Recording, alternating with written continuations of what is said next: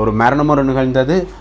அந்த மரணத்துக்கு எதிராக வைத்தியர் அர்ச்சுனா தகவல் சேகரிக்க சென்ற நேரத்தில் அவருக்கு எதிராக 7 குற்றச்சாட்டுகள் முன்வைக்கப்பட்டு 7 நாட்கள் ஒரு மருத்துவர் நமது மாவட்டத்துக்காக இப்படி போய் சிறையில் இருக்கிறது மிகப்பெரிய விடயம் என்று ஜூலை மாதம் 16ஆம் தேதி முருங்கன் வைத்தியசாலையில் அவருக்கு தையல் வெட்டுவதற்காக சென்று அங்கு ஓபிடியில் இருக்கின்ற வைத்தியர் அவரை பார்த்துவிட்டு மகப்பேறு வார்டுக்குரிய 6ஆம் வார்டுக்கு அவரை மாற்றம் செய்யப்படுகிறது.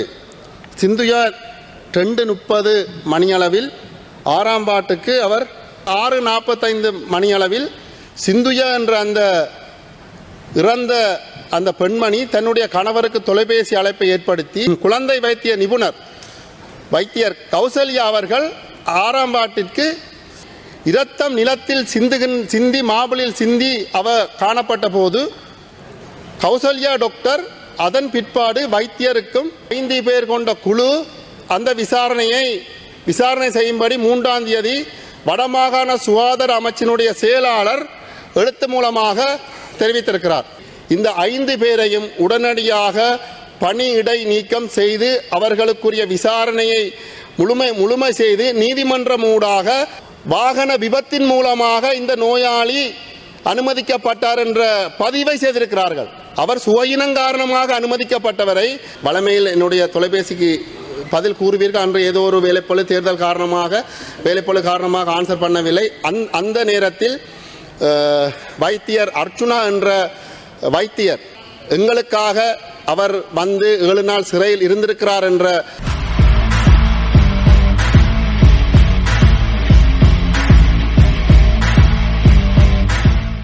ஜெஃப்னாபுரியின் சொந்தங்களுக்கு வணக்கம். இந்த காணொலியில் எதை பற்றி பார்க்க போகிறோம்னா மன்னார் வைத்தியசாலையை பற்றி தான் பார்க்க போகிறோம். உங்களுக்கு தெரிஞ்சிருக்கு மன்னார் வைத்தியசாலையில் ஒரு மரணம் நிகழ்ந்தது.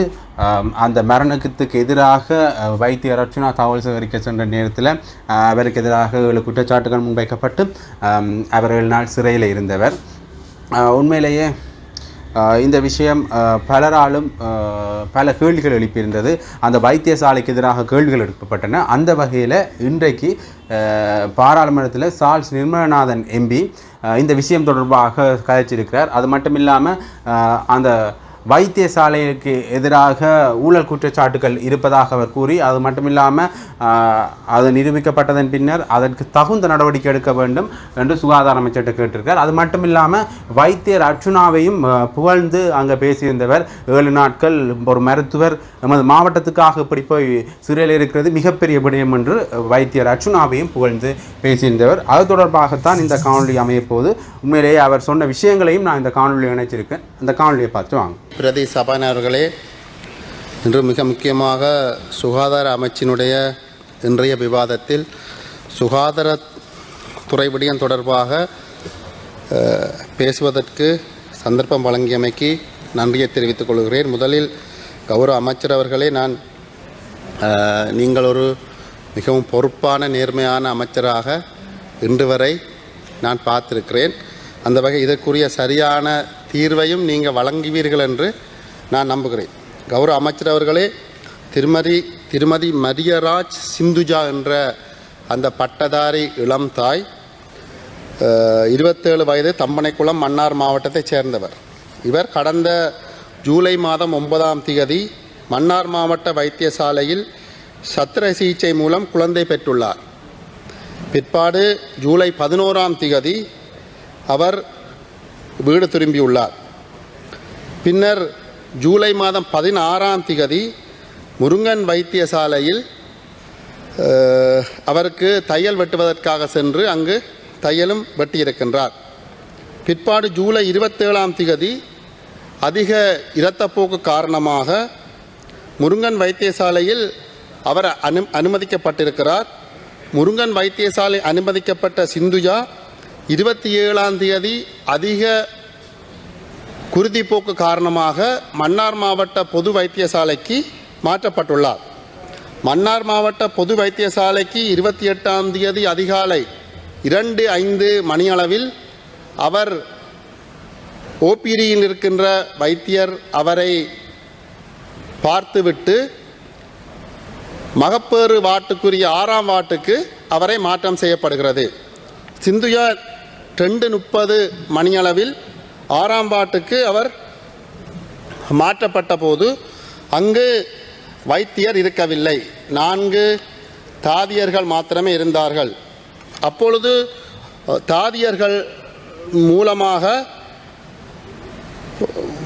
வைத்தியர் சாமலா என்ற அந்த வைத்தியருக்கு தொலைபேசி மூலம் இப்படி ஒரு நோயாளி அனுமதிக்கப்பட்டிருக்கிறார் என்று தெரிவித்த போது அந்த நோயாளியினுடைய சாதாரண பல்ஸை பார்த்துவிட்டு அவர் சாதாரணமாகத்தான் இருக்கிறார் என்று தெரிவித்து அந்த வைத்திய 6ஆம் வார்டிற்கு அவர் வரவில்லை. அதன் பிற்பாடு அந்த சிந்துஜா என்ற அந்த பட்டதாரி இளம் தாயை எந்த விதமான ஒரு வைத்திய பரிசோதனையும் செய்யாமல் கிட்டத்தட்ட 6-7 மணி வரை அவர்கள் அந்த சிந்துயாவை எந்த விதமான ஒரு வைத்தியமும் செய்யவில்லை. அப்படி இருக்கின்ற போது 6:45 மணியளவில் சிந்துயா என்ற அந்த இறந்த அந்த பெண்மணி தன்னுடைய கணவருக்கு தொலைபேசி அழைப்பை ஏற்படுத்தி, நான் இங்கு எந்தவித சிகிச்சையும் இல்லாமல் இருக்கிறேன் என்று கூறியிருக்கிறார். அவர் கூறுவதன் பிற்பாடு 7 மணிக்கு குழந்தை வைத்திய நிபுணர் வைத்தியர் கௌசல்யா அவர்கள் 6ஆம் வார்டிற்கு குழந்தை பிள்ளைகளை பார்க்க வந்தபோது சிந்தியாவினுடைய இரத்தப்போக்கு அதிகமாகி இரத்தம் நிலத்தில் சிந்தி மார்பிளில் சிந்தி காணப்பட்ட போது கௌசல்யா டாக்டர் அதன் பிற்பாடு வைத்தியருக்கும் பணிப்பாளருக்கும் தொலைபேசி அழைப்பை ஏற்படுத்தி இந்த நோயாளியை அவசரமாக ஐசியூக்கு மாற்றி சிகிச்சை அளிக்க வேண்டும் என்று கௌசல்யா டாக்டரும் இன்னும் 2 டாக்டரும் முயற்சி செய்திருக்கிறார்கள். ஆனால் துரதிர்ஷ்டவசமாக அந்த சிந்துஜா என்ற அந்த பெண்மணி மரணம் அடைந்திருக்கிறார். இதில் கௌரவ அமைச்சர் அவர்களே, இந்த 28ஆம் தேதி அதிகாலை 2:30க்கு 6ஆம் வார்டில் சேர்க்கப்பட்ட போது அங்கு 2 தாதியர்களும் 2 மிட்வைஃபும் இருந்திருக்கிறார்கள், வைத்தியர் இல்லை. வைத்தியருக்கு தொலைபேசி எடுத்த போது வைத்தியர் 7 மணி வரை வரவில்லை. அந்த பெண்மணிக்கு ஒரு முருங்கன் வைத்தியசாலையில் அனுமதிக்கப்பட்டு மேலதிக சிகிச்சைக்காக மன்னார் வைத்தியசாலைக்கு அனுப்பி வைக்கப்பட்ட அந்த பெண்மணியை 2 மணி முதல் காலை 7 மணி வரை எந்த விதமான ஒரு சிகிச்சையும் செய்யவில்லை என்பது மிகவும் கண்டனத்துக்குரிய விடயம். இது தொடர்பாக 28ஆம் தேதியின் பிற்பாடு பல்வேறு உறவினர்கள் மூலமாகவும் பல செய்திகள் மூலமாகவும் இந்த விடயம் நான் அறிந்து கௌரவ ஆளுநர் அவர்களுக்கு இந்த முறைப்பாட்டை நான் செய்திருந்தேன். மன்னார் வைத்தியசாலையில் சிந்துஜா என்ற பெண்மணி வைத்தியர்களின் கவனஈனம் காரணமாக இறந்ததாக பரவலான செய்திகள் இருக்கிறது, முறைப்பாடுகள் இருக்கிறது. ஆகவே இதை விசாரணை செய்யும்படி நான் கேட்டிருந்தேன். அவருக்கு வேறு ஆட்களும் முறைப்பாடு செய்திருப்பார்கள். அதன் பிரகாரம் ஆளுநருடைய ஆலோசனைக்கு அமைவாக 3ஆம் தேதி 5 பேர் கொண்ட குழு அந்த விசாரணை செய்யும்படி 3ஆம் தேதி வடமாகாண சுகாதார அமைச்சினுடைய செயலாளர் எழுத்து மூலமாக தெரிவித்திருக்கிறார். எழுத்து மூலமாக தெரிவித்த அந்த விசாரணையினுடைய அறிக்கை நேற்று வந்திருக்கிறது. கௌரவ அமைச்சர் அவர்களே, நான் கூறி முடித்த பின்பு உங்களுடைய பதிலை கூறுங்கள். நான் இன்னும் இந்த விடயம் சம்பந்தமாக பல விடயங்கள் இருக்கிறது, கூறின பின்பு உங்களுடைய பதிலை கூறுங்கள்.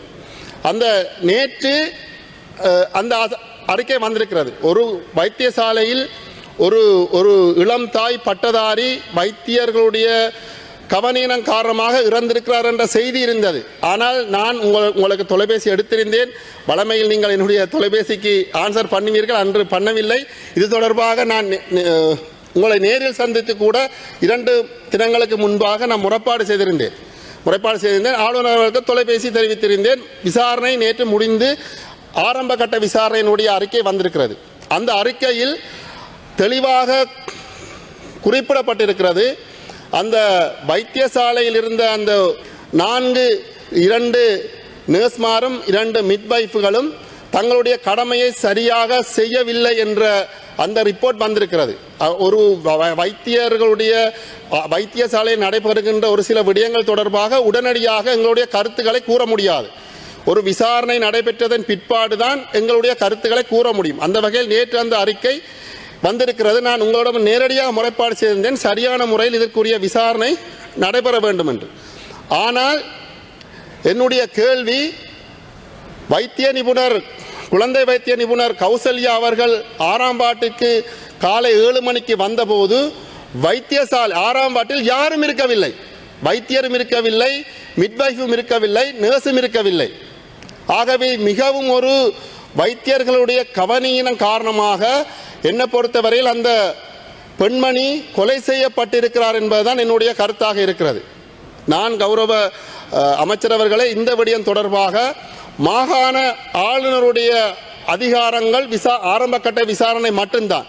அவரால் ஆரம்பகட்ட விசாரணை செய்து அந்த விசாரணை அறிக்கையை மாகாண பணிப்பாளர் ஊடாக மத்திய அமைச்சுக்கு தான் அனுப்ப முடியும்.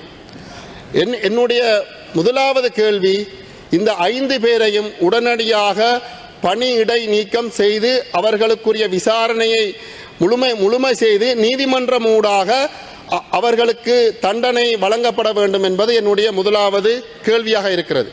கௌரவ அமைச்சர் அவர்களை நான் இது விடயம் தொடர்பாக இன்னும் 1-2 விடயங்களை சொல்லுகிறேன். கடந்த 10 நாட்களுக்கு முன்பாக வவுனியாவில் இருந்து கொழும்பு வந்தபோது ஒரு 40 மதிக்கத்தக்க ஒரு நபர் பேருந்துக்குள் பஸ்ஸுக்குள் சுவையினம் காரணமாக சிலாபம் வைத்தியசாலையில் அனுமதிக்கப்பட்டிருக்கிறார். சுவையினம் காரணமாக பஸ்ஸுக்குள் இருந்தபோது அனுமதிக்கப்பட்டிருக்கிறார். ஆனால் அந்த சிலாபம் வைத்தியசாலையில் அவருக்கு மூளைச்சாவு அடைந்து விட்டதாக கொழும்பு வைத்தியசாலைக்கு மாற்றியிருக்கிறார்கள். அவர் நேற்று அதிகாலை கொழும்பு வைத்தியசாலையில் இறந்திருக்கிறார். ஆனால் சிலாபம் வைத்தியசாலையிலிருந்து அவர்கள் அனுப்பிய போது வாகன விபத்தின் மூலமாக இந்த நோயாளி அனுமதிக்கப்பட்டார் என்ற பதிவை செய்திருக்கிறார்கள். அவர் சுவையினம் காரணமாக அனுமதிக்கப்பட்டவரை வாகன விபத்தின் மூலமாக அனுமதிக்கப்பட்டார் என்று அவர்கள் எழுதி அனுப்பதன் காரணமாக நேற்று இறந்த அந்த 40 வயது மதிக்கத்தக்க செட்டிக்குள பிரதேசத்தைச் சேர்ந்த அந்த நபரை இன்று வரை அவர்களுடைய உடல் உறவினர்களும் கையளிக்கப்படவில்லை. நான் அதிகாலை கொழும்பு வைத்தியசாலையில் இருக்கிற ஆக்சிடென்ட் போர்ட்டுக்கு சென்றுதான் வந்தன. அவர்கள் சிலாபத்திலிருந்து போலீஸ் வர வேண்டும், வந்த பிற்பாடுதான் விடுவிப்பதாக கூறுகிறார்கள்.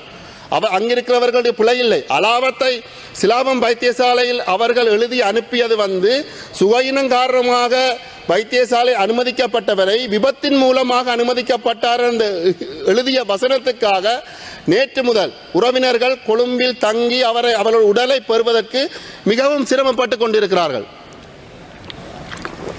ஆகவே இது ஒரு விடயமாக நான் உங்களிடம் தெரியப்படுத்த விரும்புகிறேன். இதே போல 2 வருடங்களுக்கு முன்பாக மன்னார் வைத்தியசாலையில் ஒரு பாடசாலை மாணவி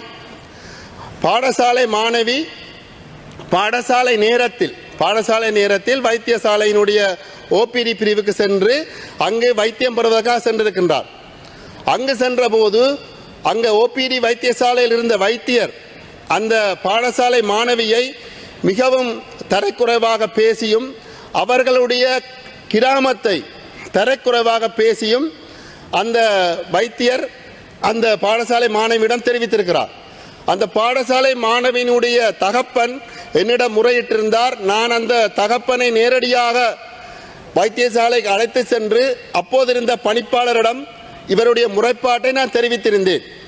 நான் ஏன் இந்த விடயங்களை கௌரவ அமைச்சர் கூறுகிறேன் என்று சொன்னால், எல்லா வைத்தியர்களையும் நான் குறை கூறவில்லை. ஒரு சில வைத்தியர்கள் செய்கின்ற தவறினால் எல்லா வைத்தியர்களும் அதற்குரிய பழியை சுமக்க வேண்டிய கால சூழல் உருவாக்கி கொண்டிருக்கிறது. ஒரு விடயம். இரண்டாவது, வைத்தியத்துறையில் ஏதாவது தவறு நடந்திருந்தால் அதை வைத்தியர்களே மூடி மறைப்பதாக மக்களிடத்தில் ஒரு அச்ச உணர்வு இருக்கிறது. இது